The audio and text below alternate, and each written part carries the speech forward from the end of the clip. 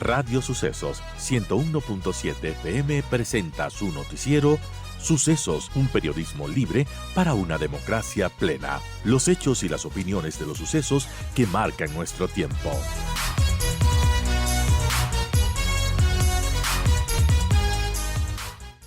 Bueno, 7:27 estamos ya con nuestro invitado, con Santiago Basabe, a quien le damos la más cálida bienvenida. Santiago es articulista, analista. Y bueno, vamos a conversar sobre la situación actual de nuestro país. Estamos en una coyuntura muy compleja en la que por un lado tenemos unas protestas sociales que no sé cuál es el criterio de Santiago, pero que podrían, bueno, irse disminuyendo, bajando la tónica o no. Y por otro lado tenemos a la vuelta de la esquina una convocatoria, una consulta popular en donde nada más y nada menos se nos va a preguntar si queremos una nueva asamblea constituyente. Gracias, Santiago, por acompañarnos, por aceptar esta entrevista. Y bueno, ¿cómo podemos analizar la situación actual del país, la situación política, social, cuál es su pálpito de lo que está sucediendo y también qué expectativas podríamos tener de esta consulta que, como mencionaba, los temas que se nos va a preguntar, uno de ellos no es algo menor, es algo, de hecho, muy importante. Bienvenido, Santiago Basabe, gracias por acompañarnos. Gracias, Vero. Buenos días con toda la audiencia. Un gusto estar con ustedes. Bueno, efectivamente tenemos más de 20 días de una movilización que ha tenido, me parece, características diferentes a la del 22, a la del 19, tanto porque los actores políticos son distintos, como porque el escenario económico y el escenario político en general ha cambiado drásticamente. Y eso se puede reflejar en el hecho de que la movilización ahora, si bien existe, está focalizada en algunas provincias. Así es. Y por el otro lado, tenemos un gobierno que ha tenido la capacidad de eliminar este subsidio al diésel, que me parece desde la perspectiva económica y de la justicia social no le hacía bien al país, y que lo ha mantenido un mes. El día de ayer, me parece, cumplió ese mes y difícilmente esto va a echarse para atrás, me parece. La posibilidad de que quede sin efecto la eliminación del subsidio es difícil. Entonces, hay una posición del gobierno de intransigencia respecto a este tema del subsidio, y por otro lado, el movimiento indígena, su principal demanda, o al menos hasta hace pocos días su principal demanda, era la restitución del subsidio. En esas condiciones yo veo que es poco probable la posibilidad de acuerdos. Si es que tanto gobierno como el movimiento indígena fundamentan la posibilidad de acercarse a un tema en el que no van a ceder ninguno de los dos, yo creo que nuevamente que la opción de los acuerdos es cada vez más complicada, y habrá que ver en qué medida el gobierno puede, en base a lo que ha hecho hasta el día de hoy, solventar, disminuir o, como ha anunciado, eliminar por completo las movilizaciones que tienen a algunos sectores del país paralizado. Claro. Bueno, en este escenario, porque cada vez hay más voces que dicen que la única salida es el diálogo, ¿cómo lo ve usted, Santiago? ¿Será esa la única salida? O cómo vamos a llegar, por ejemplo, a finales de este mes, cuando ya estemos próximos a tener esta consulta popular en donde, bueno, se nos va a preguntar si queremos una nueva constitución para el país? El diálogo siempre es la mejor opción, pero para que exista el diálogo tiene que haber predisposición de las partes al diálogo. Es decir, que tengamos algunos puntos en los cuales podamos ceder mutuamente. Pero si es que tú me das 24 horas para aceptarte o no algo, no hay posibilidad de Ah, diálogo. Eso es imposible. Si es que podemos llegar a un punto medio, eventualmente es posible. En el caso de las demandas indígenas, por ejemplo, yo no he visto que una de sus demandas fundamentales sea en torno al tema de desnutrición infantil, por ejemplo, que es un problema enorme que tiene el país. Comparativamente con América Latina, es de los países que tiene mayor problema en la desnutrición infantil, concentrada además en las zonas rurales donde está la población indígena prioritariamente. Entonces, ese, por ejemplo, me parece que es un gran tema que puede acercar y puede permitir la discusión o la educación intercultural bilingüe. Pero no son los temas que el movimiento indígena coloca. En primera instancia era el subsidio, que claro. yo creo que es poco probable que el gobierno vaya a ceder luego de que ha pasado un mes y ha podido mantenerlo, difícilmente va a volver.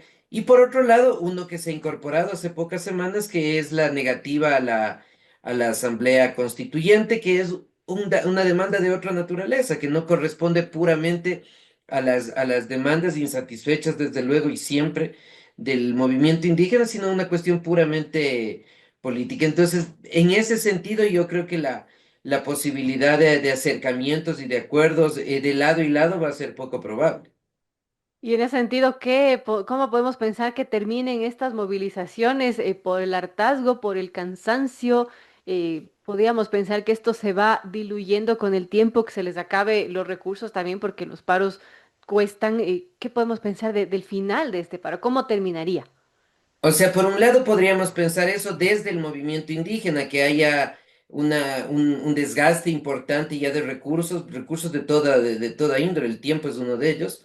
Pero por otro lado, el gobierno también puede tener un desgaste importante, no solo pensando en las fuerzas policiales y militares, sino porque se le va aproximando el calendario electoral, que era lo otro que consultabas. Y en la medida que las protestas sigan presentes, así sean focalizadas, y esto esté más cerca del proceso de noviembre, eso le podría complicar al gobierno el resultado. Y este, sobre todo el de la Asamblea Constituyente, va a ser un resultado clave y definitivo para el gobierno, porque de eso va a depender cuál sea el curso que tome la administración de Noboa en lo que le resta del periodo. Y a propósito de esto, Santiago, usted apuntaba en un artículo para Primicia de hace algunas semanas atrás que la consulta sobre una asamblea constituyente no solo que implica un posible nuevo texto legal, sino que también conlleva una serie de efectos sobre la conducción de la política gubernamental. ¿Cuáles podrían ser esos efectos? ¿A qué escenarios nos enfrentamos con este llamado a consulta popular para ver si queremos o no una nueva constitución? Es que yo creo que ahí está el problema precisamente. Ahora no existe, ahora mismo al menos, no existe un proyecto de nueva constitución de parte del gobierno. Es decir, el gobierno no ha circulado entre el país en los diferentes sectores, instancias, actores, cuál es su idea de lo que debería tener la nueva constitución. Hay muchas generalidades, temas muy vagos, muy amplios, muchos de ellos que pueden ser reformados vía legal, fundamentalmente, pero una idea, un libreto sobre cómo debería ser la Constitución o cómo cree el gobierno que debería ser la Constitución, al menos hasta el momento no existe y me parece que ese es uno de los argumentos, no el único seguramente, pero uno de los argumentos por los que muchos sectores, y no pienso en oposición política necesariamente, y tampoco en el movimiento indígena, piensan ya, y algunos lo han expuesto seriamente, en la posibilidad de votar no en esta pregunta de asamblea constituyente. Y en ese escenario, por ejemplo, Santiago, ¿qué pasaría con la aprobación del gobierno, de su gestión, si es que eventualmente ganaría el no y la gente dice, pues no, no queremos una nueva constitución? Yo creo que ese sería un golpe muy fuerte para el gobierno. El propio presidente lo reconoció en una entrevista con un medio de comunicación hace pocas semanas. Eso le obligaría, o al menos les llevaría al gobierno a tomar un rumbo distinto. La legitimidad de lo que tiene hasta ahora, al menos del presidente de la República, empezaría a perder vigencia y seguramente será el momento en el que las fuerzas de oposición se posicionarán mucho mejor, ¿no? Tanto el movimiento indígena como la Revolución Ciudadana, que son los dos actores políticos relevantes que tiene el país ahora mismo, más aún si se tiene en cuenta que el siguiente año ya empieza el proceso electoral para las elecciones seccionales. Y Además. por eso decía al inicio, será es una jugada muy riesgosa la que está asumiendo el gobierno. Y ojalá corra con suerte por los intereses del gobierno y en buena medida por los intereses del país también. Así es, son escenarios complejos, ¿no? Y de mucha incertidumbre. Son las 7:36 de la mañana, conversamos con Santiago Basabel, es politólogo, catedrático universitario de la Universidad San Francisco de Quito, también analista político y director de Pescadito Editoriales. Andrés. Qué gusto, Santiago. Gracias por aceptar la invitación. Justamente acerca del artículo que comenta Verónica, hemos preguntado a diferentes panelistas, analistas políticos, y muchos de ellos coinciden de que tal vez no sea tan dramático un triunfo del no en la constituyente, que Daniel Noboa puede salir indeble, que puede salir victorioso de todas formas y puede decir, bueno, el viejo país se ha impuesto en esto, pero vamos a continuar con nuestro plan de trabajo. Y obviamente la consulta popular que había perdido Lazo es en una circunstancia muy diferente a la que tiene Noboa, porque si bien está debilitado con el tema de la popularidad, igual llegaría en un escenario mucho más favorable que Lazo cuando perdió esa misma consulta en el año 2022. Entonces, ¿cuál es su opinión al respecto? Yo discrepo parcialmente de esa idea que la he escuchado también, eh, porque va a generar dos efectos fundamentalmente. Uno, que es de cualquier forma darle legitimidad a la Constitución del 2008, la Constitución vigente. Eso va a reforzar el posicionamiento que tiene la Revolución Ciudadana, por ejemplo, y las posibilidades de cambios que tiene en mente, que se supone que tiene en mente el gobierno, se los va conociendo siempre de a poco, no van a tener ya el respaldo popular suficiente para llevarlas adelante, ¿no? Entonces yo creo que es una consulta donde el gobierno se juega mucho, donde la aversión al riesgo del gobierno es alta, pero que por otro lado es necesaria. Es decir, un actor político tiene que arriesgar. Si es que uno no está dispuesto a tomar riesgos como estos, hay que dedicarse a otra cosa, no a la vida política. Es como que tú quieres hacer empresa y no quieres arriesgar. No, tienes que dedicarte a otra cosa que sea mucho más estable. Y la política es de alto riesgo.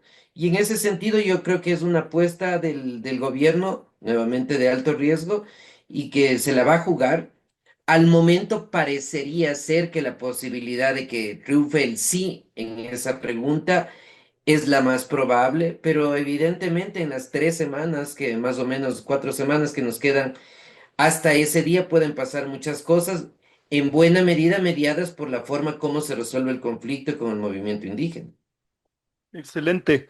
Y Santiago, un poco yendo y regresando al tema de la paralización, ¿cómo ve usted las narrativas? ¿Quién ha logrado imponer la narrativa en base a lo que se conversa?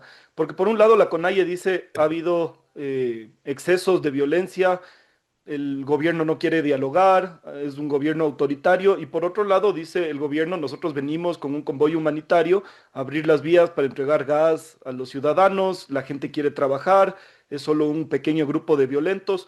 ¿Quién ha ganado en esta guerra de narrativas en lo que va del paro y qué tanto le desgasta al gobierno de Daniel Noboa estos 22 o 23 días? Ya ni sabemos el número. Yo creo que los dos pierden algo, ¿no? O sea, es difícil en un escenario como este decir el gobierno ha ganado todo, ha perdido nada o viceversa para el movimiento indígena. Yo creo que hay pérdidas mutuas, ganancias mutuas también. Las redes sociales son el espacio donde uno ve de lado y lado los posicionamientos. Hay una idea que se ha colocado con fuerza desde diversos sectores, no necesariamente el indígena, en el sentido de que el gobierno ha ejercido mano dura, con excesos, con violencia, con el cometimiento de hechos delictivos, por un lado, y por otro lado, la posición del gobierno en el sentido ni siquiera de rechazar esto, sino de señalar que está haciendo lo que debe hacer. El punto ahí, triste y lamentable, es que ni siquiera pensando solo en Novoa, es que en nuestro país nos gustan los autoritarismos, o sea, ese tipo de gobernante de mano fuerte, eso es muy bien visto en el país. No somos un país de gente demócrata, no lo somos, o sea, tristemente es la verdad. Por eso el presidente Correa con sus excesos llegó a tener 70% de popularidad. Eliminó un Congreso Nacional y la gente estuvo muy de acuerdo con eso. Los excesos de la policía ahora, o con el calificativo que se lo quiera llamar, también se dieron en el gobierno del expresidente Correa. Y el presidente era muy popular. Entonces, yo creo que hay un sector de la población, a veces que lo expresa abiertamente y otras veces que no lo hace, pero sí lo piensa y evita hacerlo públicamente, que está de acuerdo con la actuación del gobierno. Se Y en dice ese necesitamos sentido, un presidente de mano dura, que necesita este país alguien que en verdad ponga el pie en el acelerador y que tome decisiones. es que desafortunadamente desde la cultura ciudadana pensamos eso, un presidente de mano dura y que tenga los pantalones bien puestos. Y Claro. lo de pantalones no es solamente simbólico, es que tiene que ser hombre. Porque somos una sociedad fuertemente machista. O sea, es triste decirlo, pero es la verdad. Y hay ejemplos a lo largo de la historia que hay muchos, ¿no? Velasco Ibarra fue un líder aclamado por el país y no era muy demócrata, que digamos, ¿no? No. Sus excesos eran importantes en general y así a lo largo de la historia. Entonces, desde esa perspectiva, Yo creo que el gobierno sigue manteniendo un apoyo importante. Hay muchos sectores que le apoyaron para llegar a la presidencia y que ahora han dado un paso al costado. Desde luego que sí, y ese es el gran costo que el gobierno debería asumir de cara a la elección. Pero me parece que al menos al día de hoy, una base de apoyo importante todavía está del lado del gobierno. Ahora, en un escenario que se viene la consulta popular, Santiago, ¿qué tendría que hacer a su criterio el gobierno para que de alguna manera se aglutine esta propuesta de la nueva constitución, lo que se quiere de esta nueva Carta Magna, cómo aglutinar más actores que puedan apoyar esto y también en este papel, qué jugará o dónde está la oposición? Por ejemplo, la RC, que ahora se la ve muy disminuida, pero ¿qué tan importante será, por ejemplo, en este caso, la oposición a una asamblea constituyente? Y después, si es que llega a ganar el sí, bueno, también diría yo con qué cara podrán participar sus candidatos, ¿no? Para conformar una asamblea constituyente. Bueno, la ARC ha dicho abiertamente que va por el no. Claro, Si es que uno considera que el 30% aproximadamente del voto fuerte de la ARC se mantiene, podría pensarse que ese 30% giraría al no, lo cual tener ese porcentaje de entrada me parece que es riesgoso ya para el gobierno, porque si a eso se suman muchos sectores cercanos al movimiento indígena, no necesariamente indígenas, que le dieron el voto a Noboa y que ahora están pensándolo dos veces antes de hacerlo, entonces la posibilidad de que el no pueda llegar a tener un porcentaje importante cuando no ganar, es algo que está ahí, que está presente. claro. Respecto a las otras organizaciones políticas, es difícil saber su posicionamiento porque muchas de ellas ni siquiera se han inscrito en el Consejo Electoral para hacer campaña. Y a esto se suma el hecho de que el gobierno, como había dicho hace un momento, no ha presentado un guión político, un guión económico de lo que quiere para el país. O sea, solo por poner un ejemplo, no nos ha dicho claramente si quiere hacer una constitución donde se generen más libertades para el sector privado, por ejemplo, para que el sector privado pueda generar mayor dinamización del aparato productivo, sobre los sectores considerados como estratégicos, que ahora mismo tienen una preponderancia del control del Estado. Ujú. Cuestiones de ese tipo, la seguridad social, que es un tema fundamental, la regulación del mercado laboral, al menos en el sector privado. Entonces, yo creo que esa falta de una visión clara, al menos de momento, y esto puede ser estratégico. Ojo, yo quizás es así. Seguramente es así. La dificultad que le trae es que habrá sectores políticos que siguen siendo ya minoritarios hoy por hoy, que no han decidido si acercarse o no a la propuesta del gobierno, básicamente porque, por eso, porque no la conocen, porque no es pública, al menos hasta el momento. Pues seguramente cuando, si es que llega a ganar el sí, muchos actores políticos querrán subirse a la camioneta de esta asamblea constituyente, ¿no?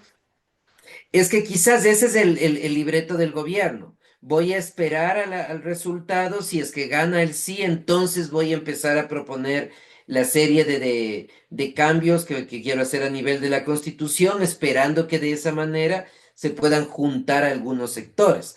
Claro. Quizás esa es la idea de ellos, partiendo también de otro elemento que no es menor, y es que no solo tiene que ganar el gobierno, sino que tiene que ganar con un margen que sea importante, representativo. Por ejemplo, si el gobierno gana 51-49, no es una ganancia en lo de fondo. Una ganancia tan apretada puede implicar que la Revolución Ciudadana se lleve la mayoría de la constituyente, Claro, es por riesgoso. ejemplo. Entonces, son varios juegos que están al mismo tiempo y que el gobierno necesita tener la capacidad para mover las fichas en esos espacios contra el tiempo que se viene, contra la movilización indígena, contra la oposición de la revolución ciudadana. Entonces van a ser semanas de mucha incertidumbre política y ahí se va a ver en qué medida el gobierno tiene la capacidad para afrontar tantos frentes que ahora mismo tiene abiertos. Así es, bueno, solo el tiempo lo dirá y podemos seguir analizando lo que vaya pasando, Santiago. Y quiero agradecerle por este diálogo tan interesante, por aceptar esta entrevista. Y bueno, seguramente, como digo, ya tendremos más contundencia para seguir analizando lo que va pasando en este país, que cada día es una sorpresa. Gracias, Santiago, por estar con nosotros. Gracias, Andrea, Andrés Verónica. y Verónica. Buen día, un gusto.